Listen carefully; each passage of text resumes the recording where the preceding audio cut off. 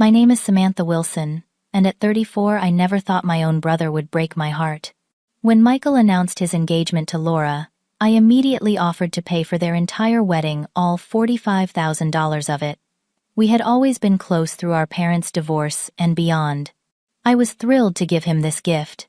Then, 2 weeks before the wedding, after I had paid nearly everything, my phone buzzed. The message read, "You're not invited. Laura doesn't want you there."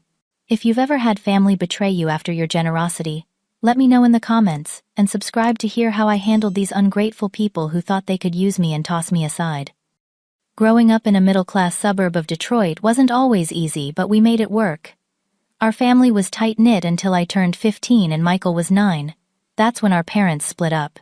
Dad moved out after months of screaming matches that kept us both awake at night, huddled together in my bedroom as I tried to distract Michael with stories and games.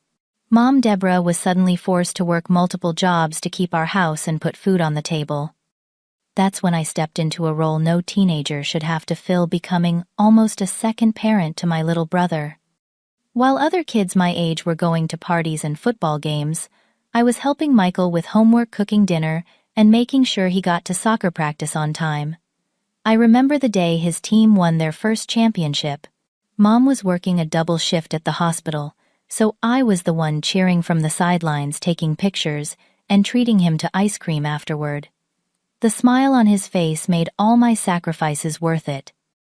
When it came time for college, I turned down scholarships to schools in California and New York. Instead, I stayed local at Michigan State, so I could come home on weekends to help with Michael. I worked 2 part-time jobs while maintaining a full course load in business finance. Sometimes I'd fall asleep over my textbooks after making sure Michael finished his science project or English essay.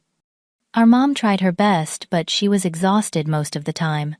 She'd come home from her nursing shifts with dark circles under her eyes, barely able to stay awake through dinner. I'd often find her asleep on the couch, still in her scrubs. I'd cover her with a blanket before helping Michael get ready for bed. Those years were tough, but they created a special bond between my brother and me that I thought would last forever. I graduated with honors and immediately landed a job at a financial consulting firm in Detroit. The day I got my first real paycheck, I took Michael shopping for new school clothes. He was starting high school, and I wanted him to have nice things. I still remember how his eyes lit up when I told him he could pick out whatever he wanted. We spent the entire day at the mall, laughing and talking about his dreams of becoming an architect. By my late 20s, I had worked my way up to senior consultant. The hours were long, but the pay was excellent. I moved to Chicago for a promotion but flew back to Detroit at least once a month to see Michael. When he got accepted to community college, I paid his tuition in full. He was the first to call me when he got an A on a difficult project, and I was the one he turned to when he was struggling with calculus. We were more than siblings. We were best friends, or so I thought. Michael met Laura Reynolds during his second year of college. She was studying business administration and had a part-time job at the campus bookstore. The first time I met her was during one of my monthly visits. Michael insisted on introducing us over dinner at a nice restaurant downtown. Laura was pretty, with long auburn hair and a bright smile. She seemed sweet and a bit shy at first, laughing at all the embarrassing stories I told about Michael's childhood. "Your brother talks about you all the time," she said, reaching for Michael's hand across the table. "It's like you raised him." "We raised each other," I replied, feeling a warmth toward this girl who seemed to appreciate the bond Michael and I shared. What I didn't realize then was that Laura came from money, old money. Her family owned several properties throughout Michigan, and her father William was a successful attorney. Despite their wealth, there was something cold about Laura's family that I noticed the first time Michael took me to their home for a holiday dinner. The house was immaculate, filled with expensive art and antiques that no one was allowed to touch. Conversations felt stilted and performative, nothing like the loud, sometimes chaotic, but always loving atmosphere I tried to create whenever Michael visited me.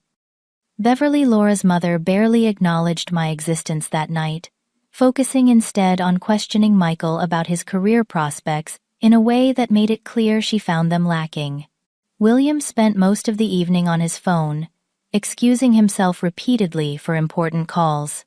Laura had two brothers, James and Timothy, who seemed pleasant enough but distant, as if they'd been trained to keep emotional interactions to a minimum. After 2 years of dating, Michael proposed to Laura. He called me immediately after she said yes, his voice bubbling with excitement. "Sam," she said. "Yes, I can't believe it. I'm getting married." "That's amazing, Michael. I'm so happy for you," I said, genuinely thrilled to hear such joy in his voice. Then came the hesitation in his voice. "The thing is, Sam, weddings are expensive, and Laura has some specific ideas about what she wants." "How specific?" I asked, already suspecting where this conversation was heading. "Well, she's thinking June at the Lakeside Gardens. You know, that venue overlooking Lake Michigan, and about 150 guests." I knew Lakeside Gardens was one of the most expensive venues in the area, easily costing over $15,000 for a Saturday in June. Michael was working as a junior draftsman at a small architectural firm, and Laura had just started an entry-level marketing position. Their combined income couldn't possibly cover such an extravagant wedding. Without a second thought, I made an offer that would change everything. "Michael, I want to give you both the wedding of your dreams. Let me pay for it, all of it. Consider it my gift to you both." The silence on the other end of the line lasted so long, I thought we'd been disconnected. "Are you serious, Sam? That's too much. We couldn't ask you to do that." "You didn't ask," I offered.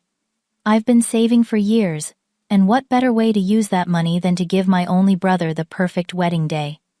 Plus, I just got that big bonus from landing the Westfield account. Please let me do this for you." Michael's voice cracked with emotion. I don't know what to say except, "Thank you. I'll never forget this, Sam. Never." Later that week, I received a bouquet of flowers and a handwritten note from Laura. Words can't express how grateful we are for your generosity. You've made our dreams come true. With love, Laura and Michael. If only I had known then what those dreams would cost me, not just financially but emotionally. If only I had seen the warning signs of what was to come. The wedding planning began with enthusiasm all around. I created detailed spreadsheets tracking vendors, deposits, and payment schedules. I set up a shared cloud folder with 55 files containing everything from venue options to floral arrangements and menu selections. The initial budget we agreed upon was $45,000, which seemed more than generous for a beautiful wedding. Our first planning meeting took place at a cute cafe in downtown Chicago, where Michael and Laura had come for the weekend. I arrived early, armed with my laptop and a binder full of ideas I thought Laura might like, based on the few Pinterest boards she had shared with me. "I've narrowed down 5 potential venues that I think you'll love," I said, sliding my tablet across the table to show them the options. Laura glanced at the screen briefly, before pulling out her own phone. "Actually, I've already decided on Lakeside Gardens. I've been in touch with their coordinator, Rachel." I blinked in surprise. "Oh, I thought we were going to discuss options together. Lakeside is beautiful, but it's at the very top of our budget. There are some equally stunning venues that would leave more room for other elements." "Nothing else compares to Lakeside," Laura said firmly. "Michael and I have our hearts set on it. Right, honey?" Michael nodded, though I noticed he wouldn't quite meet my eyes. "It's what Laura wants." Beverly, who had unexpectedly joined us despite not contributing financially, chimed in. "Darling, a wedding venue sets the tone for the entire event. No need to pinch pennies on the most important day of Laura's life." I bit my tongue, reminding myself this was about making Michael happy. "All right, Lakeside it is. I'll contact them this afternoon about availability." As the meeting continued, I noticed a pattern emerging. Laura had already made decisions about nearly everything from the color scheme to the type of chairs she wanted. When I suggested a florist, I had researched with excellent reviews and reasonable prices. Beverly immediately countered. "The Reynolds family has always used Bloom Creations. They did my sister Judith's daughter's wedding last year. Everyone commented on how exquisite the arrangements were." I later discovered that Bloom Creations charged nearly twice what other florists did. But again I acquiesced. I'll reach out to them for a quote. By the end of that first planning session, I felt strangely sidelined in a process I was fully funding. Still, I chalked it up to bridal excitement and continued pouring my energy into making their day special. 3 weeks later came the first real red flag. I had arranged a cake tasting with a renowned bakery in Detroit, making sure to schedule it for a Saturday when I could drive in from Chicago. The night before, I texted Michael to confirm our meeting time. "About tomorrow," he replied. Laura thought it would be easier if just she and her mom handled the cake decisions. "There's no need for you to make the drive." I stared at my phone in disbelief. I had taken a day off work and arranged my entire weekend around this tasting. More importantly, I was paying for the cake, which would cost nearly $1,000. "I'd really like to be there, Michael. I've been looking forward to it." Laura's already confirmed with the bakery that it will just be the two of them. Maybe next time. There was no next time. Over the following weeks, I was systematically excluded from more and more decisions. The venue was changed from Lakeside Gardens to the even more expensive Grand Peninsula Hotel without my input. The guest list expanded from 150 to 200 people. Each time I raised a concern about mounting costs, I was made to feel small and controlling. During a call about the catering options, I finally spoke up. "The seafood package is $8,000 more than we budgeted for food. Could we consider the standard package that still includes filet mignon and chicken options?" Laura's voice turned cold. "If you're having second thoughts about funding our wedding, just say so. We can always tell everyone it's been downsized due to budget constraints." "That's not what I'm saying at all," I backpedaled, feeling ambushed. "I just want to make sure we're making thoughtful decisions." Later that evening, Michael called. "Laura was crying for hours after your call. She feels like you're trying to control everything and give her some budget wedding when you can clearly afford better." "Michael, that's not fair. I've agreed to almost every change and upgrade. I'm just trying to be responsible with the money. If you can't be supportive, maybe you should step back from the planning entirely. Just handle the payments, and we'll take care of the rest." Those words stung more than he could know. I was being relegated to human ATM status by my own brother. The same brother whose science projects I had helped complete, whose nightmares I had soothed, whose college tuition I had paid. The final insult of this initial phase came when the wedding invitations arrived at my apartment for my review. I opened the elegant envelope, admiring the letterpress design and high-quality paper, only to find my name listed under general guests, rather than with the family. When I called Laura to ask about the oversight, her explanation left me speechless. "We thought it would be simpler this way for the seating arrangements. You'll still have a good table, of course." I was being erased from my role as Michael's sister, his de facto parent, through so many hard years. For the first time, I seriously considered withdrawing my support. But the thought of ruining Michael's big day held me back. Surely once the stress of wedding planning passed, things would return to normal between us. I decided to give it more time, a decision I would come to regret deeply. 4 months before the wedding, what had started as concerning behavior evolved into something far more troubling. Laura's demands grew increasingly extravagant with each passing week. The simple, elegant wedding we had initially discussed was transforming into an opulent spectacle that would make royalty blush. "The photographer we booked isn't working out," Laura announced during one of our now rare phone conversations. "I've found someone better. His package starts at $8,000.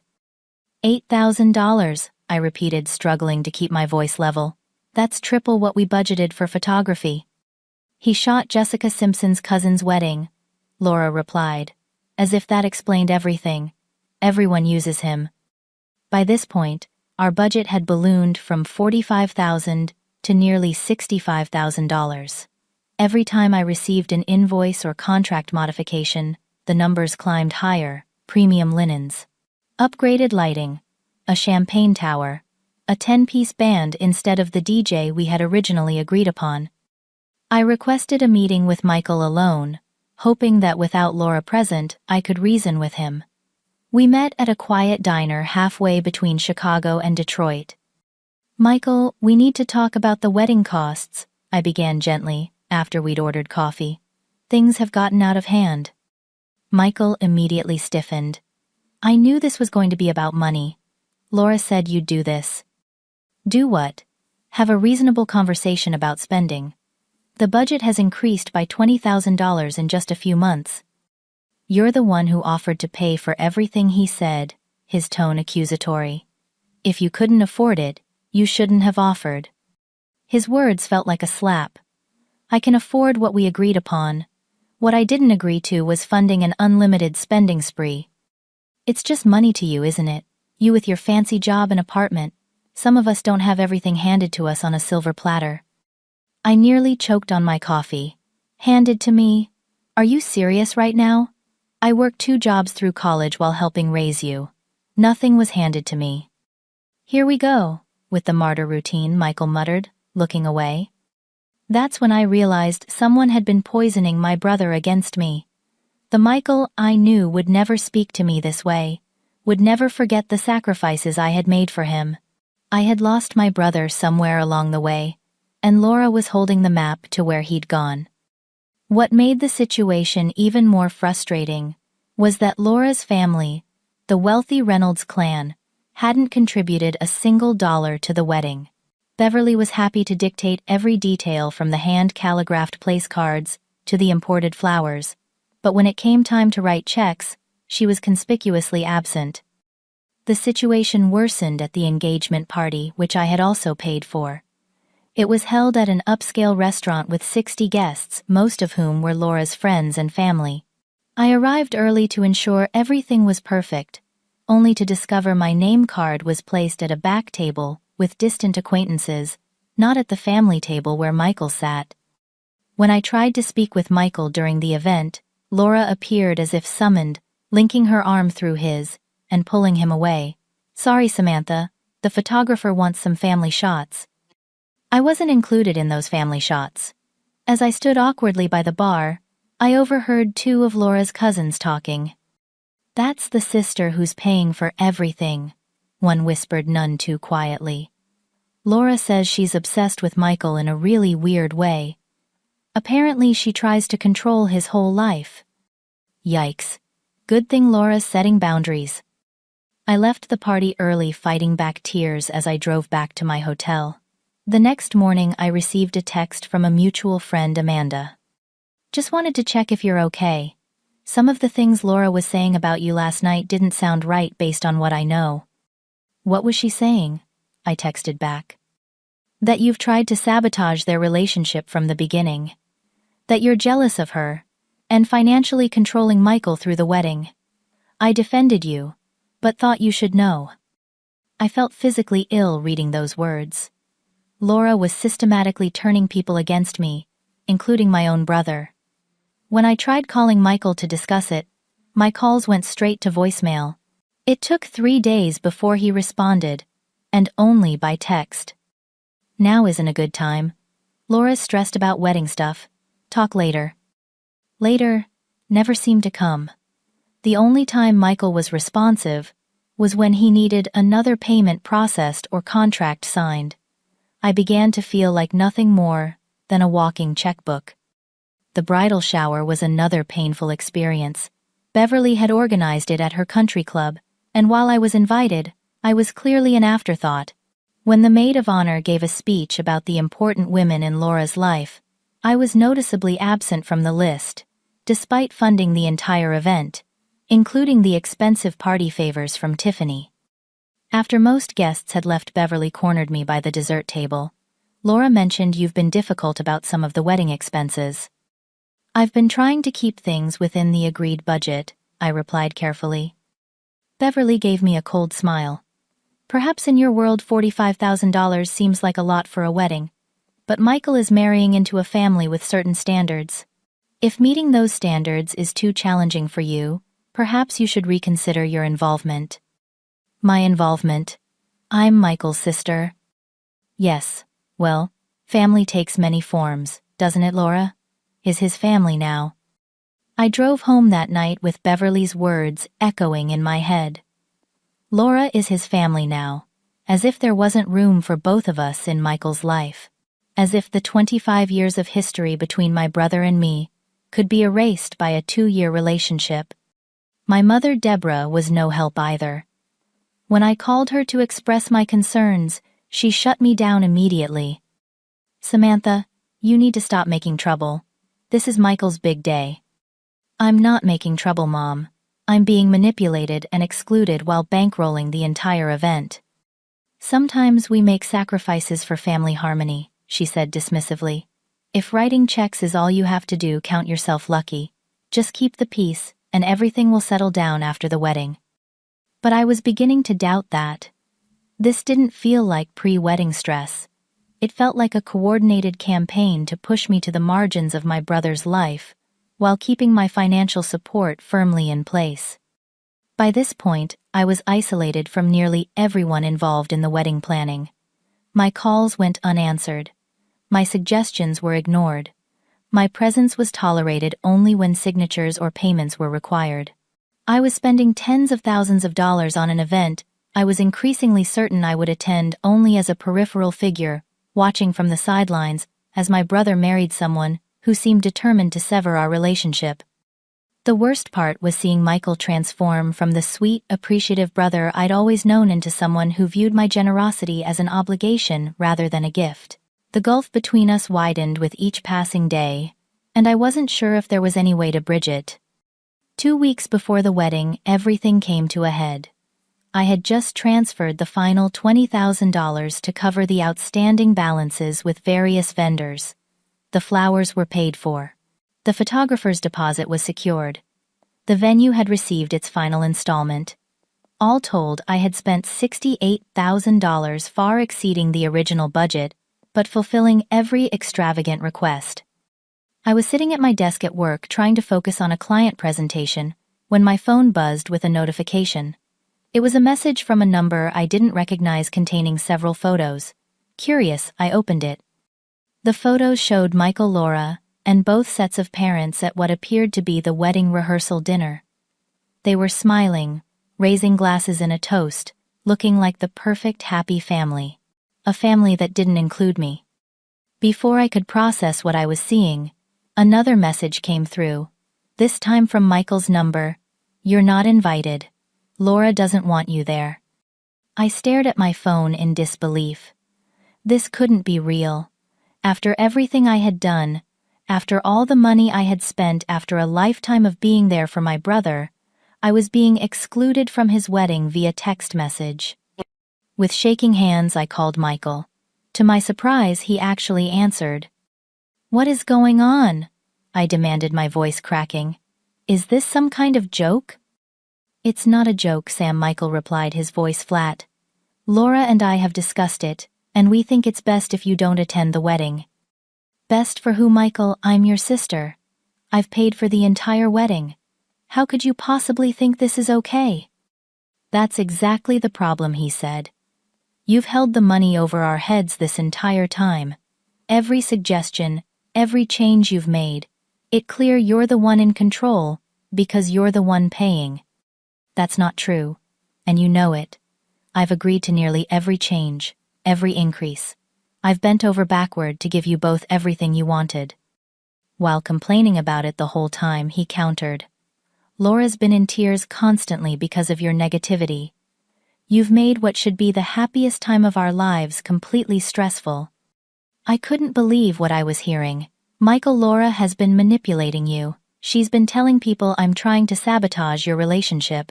She's been excluding me from everything while having no problem spending my money. See, this is exactly why you're not invited. You can't help yourself. You've never liked Laura, and you've tried to come between us from day one." The unfairness of his accusation left me speechless. I had welcomed Laura into our family. I had funded their dream wedding without hesitation. I had swallowed my concerns and continued to write checks, even as I was increasingly sidelined. "I need to speak with Mom," I finally said.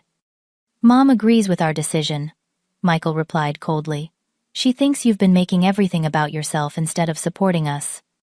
After hanging up, I immediately called my mother, certain there had been some misunderstanding. The conversation that followed shattered whatever remaining hope I had. "Samantha, I think you need to respect Michael and Laura's wishes," Deborah said. "Mom, they're banning me from the wedding that I paid for. How can you possibly support that?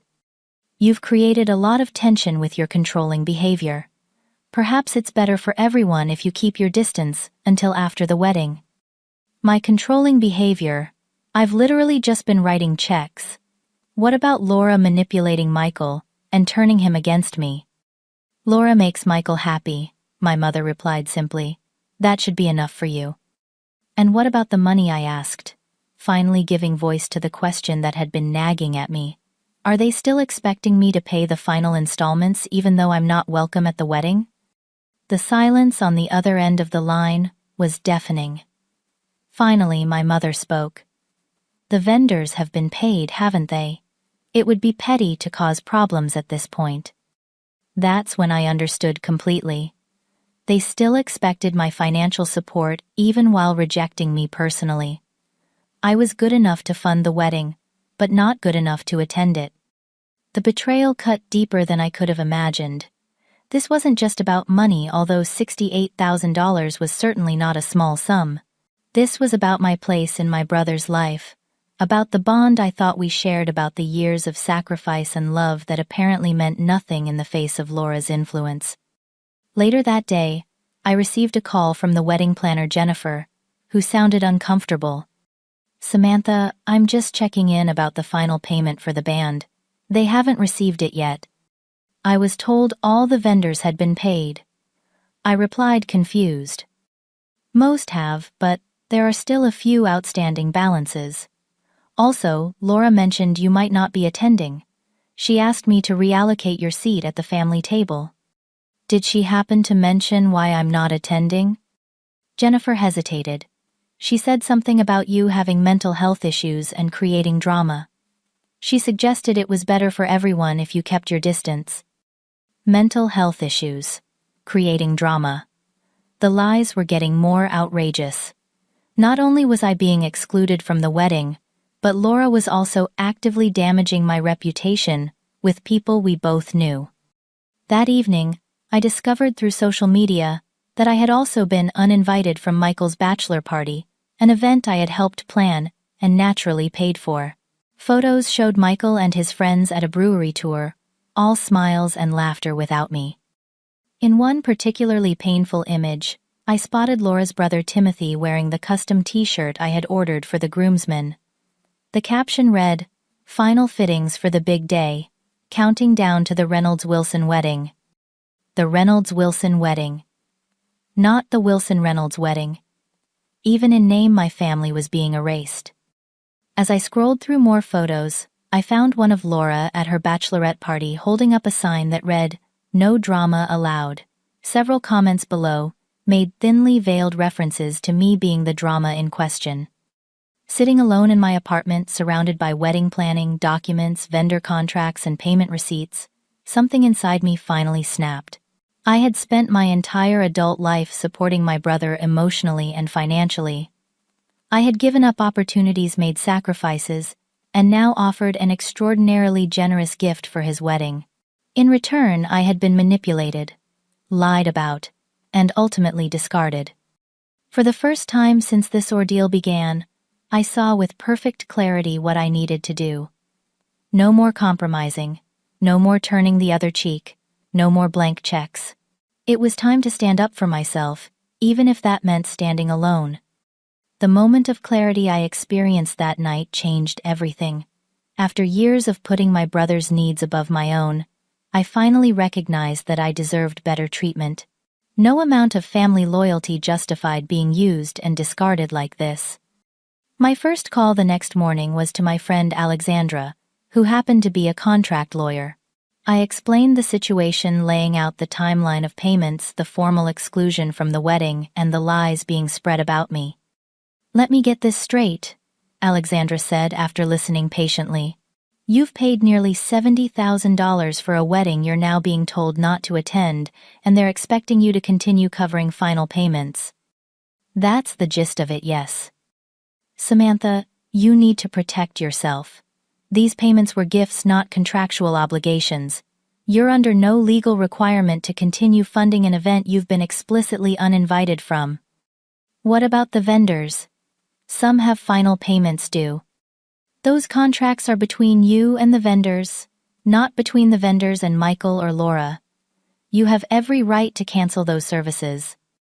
With Alexandra's guidance, I spent the next day systematically contacting all 15 vendors involved in the wedding. I explained that due to unforeseen circumstances, I would be canceling the remaining services and requesting refunds where possible.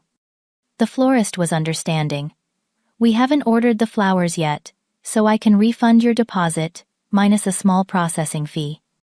The band was less accommodating, but agreed to a partial refund. We've turned down other bookings for this date, but we can return half of your deposit if we find another client. The venue manager was surprisingly sympathetic. This happens more often than you'd think. Family disagreements around weddings are common. We can refund 30% of your final payment, since we haven't ordered the food yet. One by one, I worked through the list, reclaiming what money I could, and canceling services that hadn't yet been rendered. I carefully documented each conversation and kept records of all refunds processed. The wedding dress was another matter entirely. I had paid for it in full, a $10,000 designer gown that Laura had insisted was the one. I contacted the boutique and explained the situation. The dress has been altered to Miss Reynolds' measurements, the boutique owner explained. We can't resell it. I understand that. I'd like to come pick it up. It's been paid for with my credit card, and the receipt is in my name. There was a long pause. Miss Wilson, this is highly unusual. So is paying for a wedding you're banned from attending, I replied evenly. I'll be there tomorrow at 10. The next day I drove to Detroit and collected the dress carefully packed in its garment bag. I wasn't sure what I would do with it yet, but it felt important to reclaim this tangible symbol of how I'd been taken advantage of. Back at my apartment, I turned my attention to the cloud folder, containing all the wedding planning documents.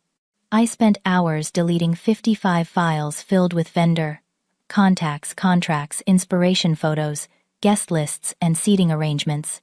Everything we had built together over months of planning gone with a few clicks. Then came the hardest part, sending a final message to Michael, Laura, and my mother. I took a deep breath and typed, "Then pay for it yourselves, leeches.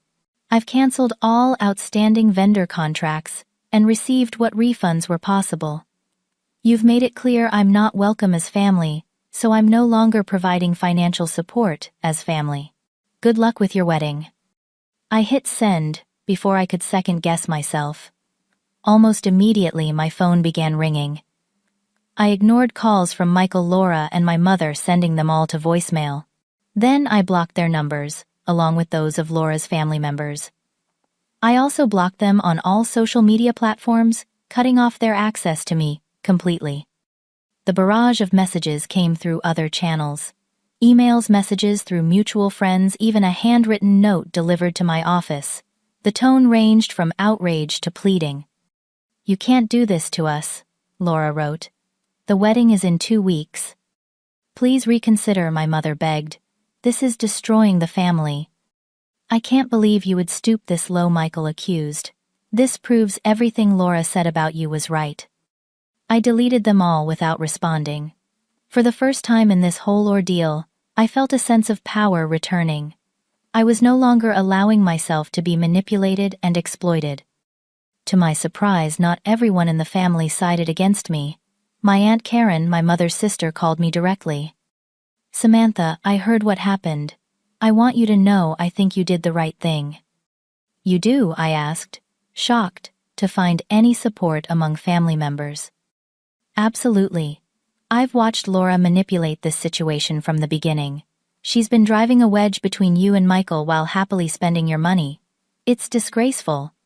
Karen went on to tell me that Laura had been bad-mouthing me to the extended family for months, painting me as mentally unstable and unhealthily attached to Michael. She had even suggested I had financial problems, and was using the wedding as a way to show off and buy my brother's affection. None of us who really know you believed it, Karen assured me. But Michael seems completely under her spell. Having even one family member understand and support me meant more than I could express. I found myself crying for the first time since making my decision, but these were tears of relief rather than sorrow. The next day, Michael called from a different number, bypassing my blocks. I almost didn't answer, but something told me I should hear him out. "Sam, please," he began, his voice desperate. "We need the money. The venue is threatening to cancel everything. Laura's parents won't help. They said it's not their responsibility." Interesting that they won't step up. Now that my checkbook is closed, I observed coldly. "This is our wedding, Sam. How can you do this to us?" "To you? What about what you've done to me? You excluded me from your wedding, Michael. The wedding I paid for. You let Laura spread lies about me. You chose her over me at every turn, even after everything I've done for you throughout your life." "That's not fair," he protested weakly. "No, what's not fair is expecting me to finance an event I'm explicitly told not to attend. What's not fair is being treated like an ATM rather than your sister." "We can work something out," he said. "Maybe you can come to the ceremony, just not the reception. Laura thinks that would be a good compromise." The audacity of his offer left me speechless. A compromise would have been working things out weeks ago, not 2 days after I'd canceled everything. "The time for compromises has passed," I finally replied. "You made your choice, Michael. Now you and Laura can figure out how to pay for your own wedding." After hanging up, I received a series of increasingly frantic voicemails from my mother. "Samantha, you're being childish and selfish. This is your brother's wedding. Your behavior is tearing this family apart. Is that what you want? If you don't fix this immediately, don't expect to be welcome at family gatherings in the future." The last message was the most telling. "William and Beverly are furious. They're saying you've made them look bad in front of their friends. How could you embarrass us like this?" So, that was it. The wealthy Reynolds family, who could easily have covered the wedding costs themselves, were upset about looking bad. My mother was more concerned with appeasing them than standing up for her daughter who had been mistreated. The final escalation came in the form of a cease and desist letter from Laura's uncle Gregory, an attorney at her father's firm. The letter claimed I had maliciously interfered with contractual obligations and demanded I reinstate all payments immediately or face legal action. I forwarded the letter to Alexandra, who laughed out loud when she called me back. "This is completely unenforceable," she assured me. "Your payments were gifts, not contractual obligations to Michael or Laura. The contracts with vendors were between you and those businesses, which you've now settled legally. They have no case." Alexandra drafted a response letter, detailing all payments made as gifts, all vendor contracts legally terminated, and all refunds properly processed. She ended with a warning that any further harassment could result in a restraining order. "Send this," she advised, "and I guarantee you won't hear from Uncle Gregory again." She was right. The legal threats stopped immediately, but the emotional fallout was just beginning. The wedding, unsurprisingly, did not take place as planned. Through mutual friends, I learned it had been postponed indefinitely, while Michael and Laura scrambled to figure out their next steps.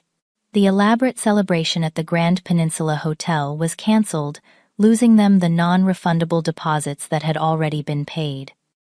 A week after what should have been the wedding day, Michael showed up at my apartment unannounced. When the doorman called up, I was tempted to turn him away, but decided it was time to face my brother directly. When I opened the door, I barely recognized him. Michael looked thin and exhausted, with dark circles under his eyes and a defeated slump to his shoulders. "Can I come in?" he asked quietly. I stepped aside, allowing him into the apartment, but maintaining emotional distance. We sat across from each other in my living room, the silence stretching uncomfortably between us. "Laura and I broke up," he finally said, his voice hollow. While I hadn't expected this revelation, I couldn't say I was entirely surprised. What happened? After you canceled everything, her true colors came out. She expected me to somehow come up with the money. When I couldn't, she started blaming me for not handling you better. She said, if I had kept you in line, none of this would have happened. I bit back the urge to say I told you so, and simply listened. Her parents refused to help financially. They said they'd contribute to our first house someday, but the wedding was, traditionally, the bride's family's responsibility. When I pointed out that they weren't fulfilling that responsibility either, William told me I wasn't Reynolds material after all. Michael ran his hands through his hair, looking utterly defeated. Then, I found out something worse. Laura had been going through my financial documents. She found out about the trust fund Grandma left me that matures when I turn 35. She had been planning our marriage around that date all along. This was news to me. Our grandmother had left small trusts for both of us, but I had never mentioned mine to anyone, assuming Michael had done the same. How did you find out? I asked. She got drunk after another fight about money, and threw it in my face. Said she'd wasted 2 years on a guy who couldn't even access his inheritance when she needed it, like that was the only reason she was with me. As much as Michael had hurt me, seeing him so broken brought back echoes of protective instincts I'd developed over our shared childhood. Still, I maintained my boundaries. I'm sorry you're going through this, Michael. Truly. But it doesn't erase what happened between us. I know, he whispered. I don't expect you to forgive me. I just wanted you to know you were right about her. And I'm sorry. So incredibly sorry. Our conversation lasted hours, digging into how Laura had systematically isolated Michael from me and others who cared about him. How she'd twisted his perception of events and convinced him I was trying to control him rather than support him. How she'd played on his insecurities about money and status to make him dependent on her validation. She kept saying things like, "Your sister thinks you're not good enough to make your own decisions," or, "Samantha's just trying to buy your love because she has no real relationships in her life." Michael explained. After hearing it enough times, I started to believe it. While Michael's apology felt sincere, it couldn't immediately heal the deep wounds of betrayal. I told him I needed time and space to process everything, and he respected that, leaving with a simple, "I'm here when you're ready to talk again." The fallout extended far beyond just Michael and Laura. Our extended family fractured along lines of loyalty. Some, like Aunt Karen, stood firmly with me, recognizing the manipulation and unfairness I'd endured. Others, particularly those who had been closer to Laura, continued to blame me for ruining the wedding and abandoning my brother. My mother's reaction was perhaps the most complicated. After the initial anger and blame, she fell into a pattern of guilt-tripping and emotional manipulation. "How will I ever face the Reynolds family at church now?" she lamented during one phone call. "Everyone knows what happened." "What exactly do they know, Mom?" I challenged. "Do they know I was uninvited from a wedding I paid for? Do they know about the lies Laura spread about me?" "It's all so messy," she deflected. "Families should stick together no matter what." "That goes both ways," I reminded her. "You didn't stick by me when I was being mistreated." Our relationship remained strained, with conversations brief and superficial. The deep trust and openness we once shared seemed irreparably damaged. I missed my grandmother's birthday celebration, that September, the first family gathering I hadn't attended in years. Aunt Karen called afterward to check on me. "Your mother kept making excuses for why you weren't there," she reported. "First it was work, then a mysterious illness. She couldn't just admit there's a rift." "Is Michael still blaming me to everyone?" I asked. "No, actually. He was quiet most of the night, but when Uncle Paul made a comment about you being selfish, Michael shut him down immediately, said none of this would have happened if he had listened to you from the beginning."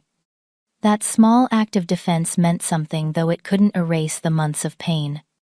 In October, I received an unexpected call from my estranged father, Patrick. We hadn't spoken regularly in years, maintaining only occasional contact on holidays and birthdays. "I heard about what happened with your brother's wedding," he said after an awkward greeting. "Your mother called me, if you can believe it, trying to get me to talk you into making amends." "And what did you tell her?" I asked cautiously.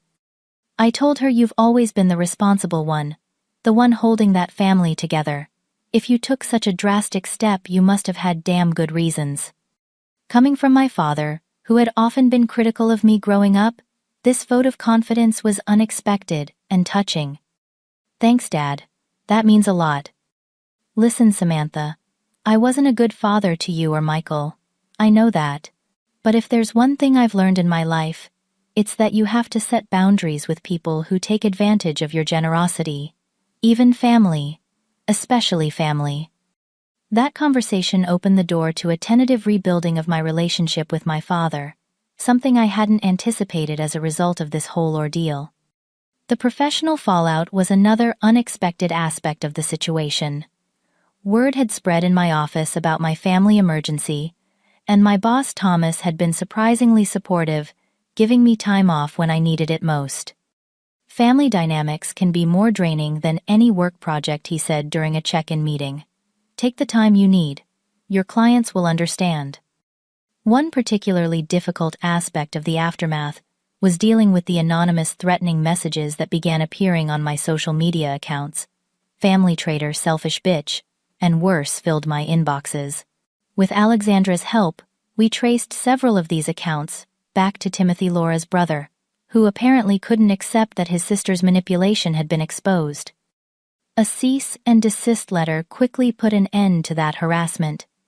Timothy's last message before disappearing from my digital life was telling Laura always gets what she wants. Always. "You'll regret crossing her." But Laura hadn't gotten what she wanted this time. According to mutual friends, she had moved back in with her parents and was already dating someone new, a divorced banker with significantly more accessible wealth than my brother. As for Michael, we began the slow process of rebuilding trust. We started with occasional texts, then coffee every few weeks. The easy closeness we once shared was gone, replaced by something more cautious and measured. Whether our relationship would ever fully recover remained uncertain, but at least we were trying. Through it all, I discovered a strength in myself I hadn't fully recognized before. The sister, who would have done anything for her brother, including bankrupting herself, had been replaced by a woman who understood her own worth and refused to be exploited even by those she loved most. 6 months after what should have been Michael's wedding day, I found myself sitting on a beach in Hawaii watching the sunset paint the sky in brilliant oranges and pinks. This trip was supposed to have been my post-wedding vacation, a chance to recover from the festivities and process my changing relationship with my brother. Instead, it had become a solo journey of healing and self-discovery. The transformation I had undergone in those months was profound. The raw wound of betrayal had gradually scarred over, still visible, but no longer actively painful. I had learned to set boundaries not just with Michael and my mother but with everyone in my life. No had become a complete sentence for me. No to excessive demands. No to emotional manipulation. No to being taken for granted. Through a mutual friend, I heard that Michael and Laura had eventually had a small courthouse wedding 3 months after the original date. Only her parents and my mother had attended. The extravagant celebration they had envisioned, and that I had nearly funded, never materialized. Beverly Reynolds, I learned with a touch of schadenfreude, had been forced to file for bankruptcy after co-signing loans for what was supposed to be the rescheduled wedding. Apparently Laura had continued spending, as if nothing had changed, assuming someone would bail them out eventually. When no one did, the financial consequences fell heavily on Beverly, who had never imagined she might actually be held responsible for the debts she guaranteed. While part of me felt a certain satisfaction in this news, I took no real joy in anyone's suffering. The whole situation had been unnecessary, created by greed, manipulation, and a failure to appreciate genuine generosity. My own healing came not from their misfortune but from the chosen family I had built around me. Friends like Alexandra, who had stood by me during the worst moments. colleagues who had shown understanding when I needed time to process my emotions, new connections I had made through a support group for people healing from family estrangement. One unexpected reconnection came with my cousin Natalie, who had experienced similar treatment from Laura during the wedding planning. She told me my children were too rowdy to be in the wedding, Natalie confided over lunch. Then I found out she was telling everyone I had asked for my kids to be included when she'd actually uninvited them. Classic Laura, creating problems where none existed. Natalie and I had never been particularly close growing up, but our shared experience with Laura's manipulation created a bond between us. We began a tradition of monthly brunches, supporting each other through the complicated emotions that came with setting boundaries with family. My relationship with my mother remained complicated. Deborah continued to pressure me to let bygones be bygones and be the bigger person. She seemed unable to acknowledge her role in enabling the situation, or to understand why I remained cautious around Michael. "He's your brother," she would say, as if that single fact should erase all the pain he had caused. "Being family doesn't give someone the right to mistreat you," I would respond. "Love should come with respect." Through weekly sessions with my therapist, Dr. Martinez, I began to recognize patterns in my family dynamics that had set the stage for what happened with the wedding. I had always been the responsible one, the giver, the fixer. People had come to expect limitless generosity from me, without feeling obligated to show appreciation or reciprocity. "You were conditioned to derive your worth from what you could provide for others," Dr. Martinez observed during one particularly insightful session. "Breaking that pattern feels threatening to those who benefited from it." This framework helped me understand why my actions had seemed so shocking to my family. By reclaiming my power and refusing to be exploited, I had disrupted a system that had functioned for years at my expense. The financial aspect of the situation resolved itself over time. I received about $22,000 in refunds from various vendors, and less than a third of what I had spent, but I considered it a reasonable cost for the valuable lessons I had learned. Some expenses simply couldn't be recouped, like the designer wedding dress that still hung in the back of my closet, a tangible reminder of boundaries crossed and lessons learned. 4 months after our courthouse wedding, I received a letter from Michael. Not an email or a text, but an actual handwritten letter that showed an effort I hadn't seen from him in years. "Samantha," it began, "I've started this letter a dozen times, never finding the right words. How do you apologize for something that goes beyond a simple, 'I'm sorry'? How do you make amends for betraying the one person who has always been there for you?" The letter acknowledged the pain he had caused, but stopped short of a true apology. He explained his actions rather than taking full responsibility for them. Still, it was more self-awareness than he had shown previously, and I took it as a positive sign. I didn't rush to respond. Instead, I sat with his words for several days, discussing them with Dr. Martinez and considering what kind of relationship I wanted with my brother moving forward. Eventually, I wrote back expressing my appreciation for his letter, while making it clear that rebuilding our relationship would be a long process, requiring consistent effort on both sides. I set clear expectations about respect, communication, and boundaries. Whether he could meet them remained to be seen. As the 1-year anniversary of the canceled wedding approached, I found myself in a completely different place emotionally than I had been 12 months earlier. My promotion to senior financial director at work reflected the confidence and assertiveness I had developed. The boundaries I maintained in my personal relationships resulted in fewer but deeper connections with people who truly valued me. My final test came unexpectedly during a business dinner at an upscale restaurant in Chicago. As I was being seated with clients, I spotted Laura at a nearby table dining with her parents.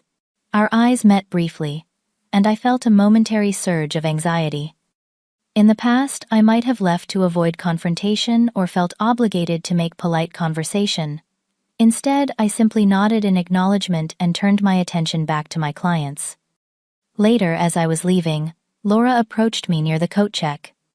"Samantha," she said, her voice carrying the false warmth I had come to recognize.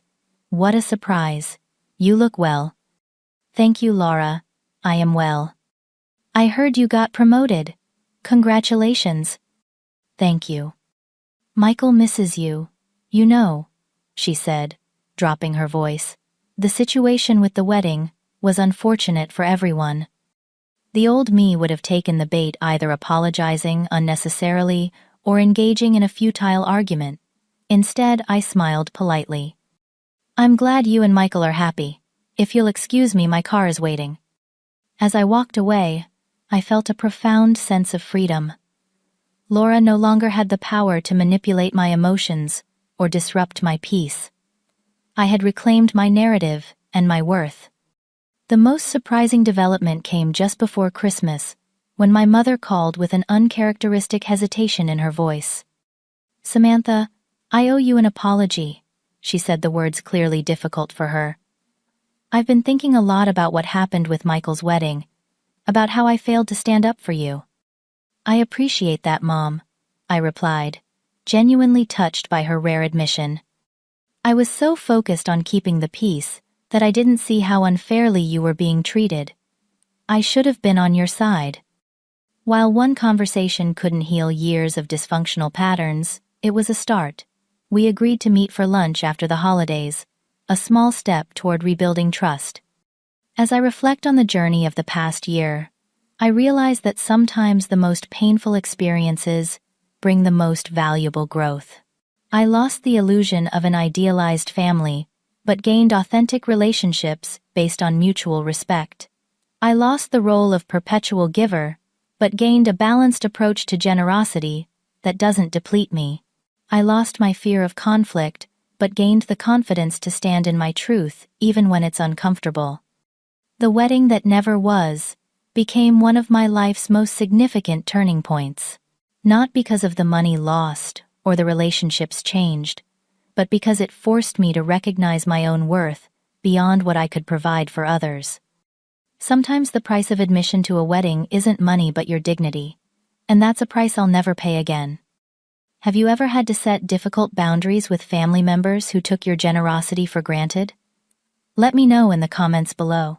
If this story resonated with you, please give it a like and subscribe to hear more about navigating complex family dynamics and learning to value yourself. Share this with someone who might need to hear that it's okay to say no, even to family. Thank you for listening to my journey, and remember, true family respects your boundaries as much as they appreciate your generosity.